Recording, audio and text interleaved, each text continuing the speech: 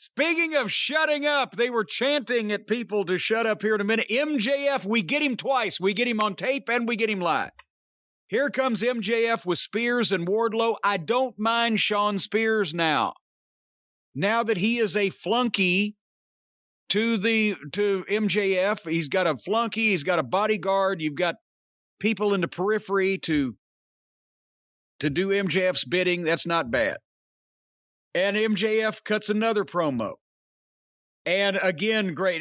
Did he mention, by the way, did you hear him say, I'm the man that's going to start a bidding war in 2024? Great line. He said, I could take a big old cowboy shit on Adam Page's title reign. And he deserves to be the next champion because nobody in the locker room is on his level. Now, of course, as we know from previously, whenever you say a provocative statement like that, some music is going to play. But as soon as MJF said it, like Mussolini with extra cheese, pickles, onions, if you please, put on the bun, the mayo there. I'll eat it and all right, anyway. What? I don't know. I'm like Mussolini, but there he can. The people lost their shit, and so did I. MJF and CM Punk.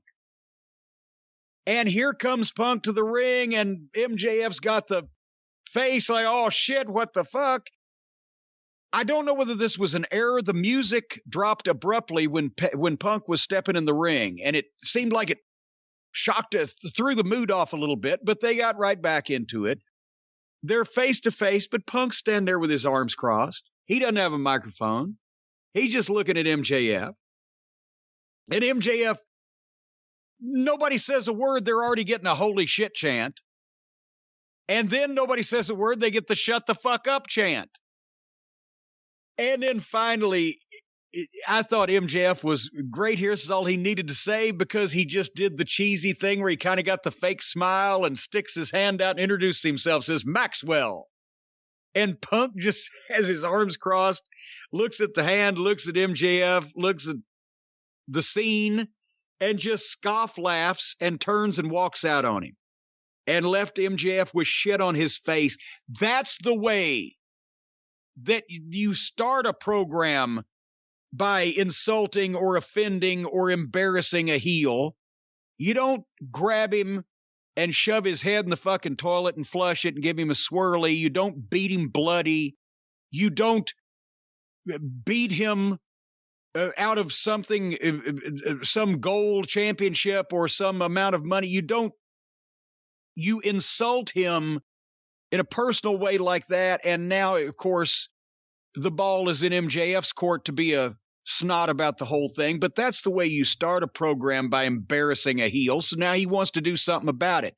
But Punk has not by any means, gotten his revenge for something that hadn't even been done yet. But he's not beaten MJF up. He's not fucking taking heat off of him by just treating him like a fucking, flunky. So the personal insult, that was, and Punk didn't have to say a goddamn word. That was great. What a segment. Again, they vacillate. How's that for a word? From positive to negative at polar opposites. Your thoughts? I thought this was excellent. MJF was delivering a great promo, and then the moment. It's really all about that moment when the music hits and the people pop, and it was the pop for Punk. And I felt it was also the pop for, okay, this is interesting. Yeah. Here's two guys it's the pop for they like who is going to interact in the ring with each other. Yeah. And I thought Punk played it perfectly. Punk has a 1,000 batting average so far in AEW. He has been spectacular in everything he's done. Spectacular by being simple. Yes. I mean, this whole thing was so simple and so compelling, and very little was said. And I have a hard time thinking anyone saw this and can't wait to see what's going to happen next, because they didn't give anything away. We don't know what the hell's going to happen. And it was so simple. I hope they don't rush this, because this has the potential to be something special, because these are two top tier personalities in AEW. Punk's the biggest star they have, and MJF's the biggest star they have for the future. I'm really looking forward to this. And like, not only can they not rush it, I hope, but also this is what the benefit was to MJF getting involved with Brian Pillman Jr.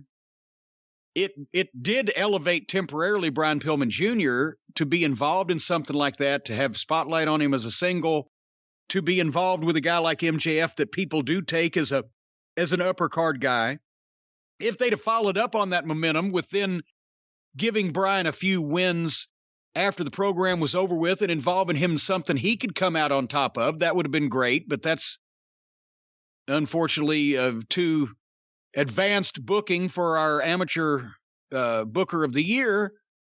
So he dropped the ball on Pillman, but at the same time, you needed MJF because MJF had been swirled and flushed down the toilet, literally, and he needed to beat Brian Pillman Jr., then go to Darby Allin, and he obviously needed to come out on top of Darby, but Darby looks better, and there's still an issue between them that you can revisit. But now that MJF has come out on top of two guys, clearly, I mean, obviously he cheated, but he's clearly beat him by cheating because he's a heel.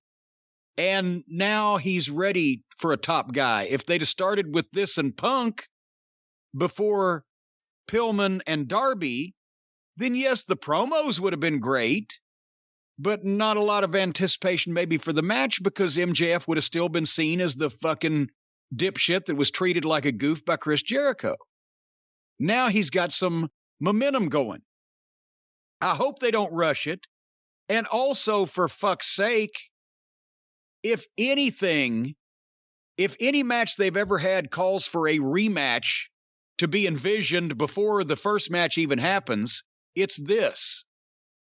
Because, I mean, we could sit here and think about it and go up and down the pros and the cons, but I don't see MJF bumping his head on the ceiling that is CM Punk and then getting, knocked back down. But at the same time, I don't see MJF getting the last word on CM Punk and CM Punk not getting a comeback. So I think there ought to be some way here where they can split wins on a series of two matches. I don't know who comes first, who comes at whatever. I mean, he still doesn't have a pinfall loss, right, MJF?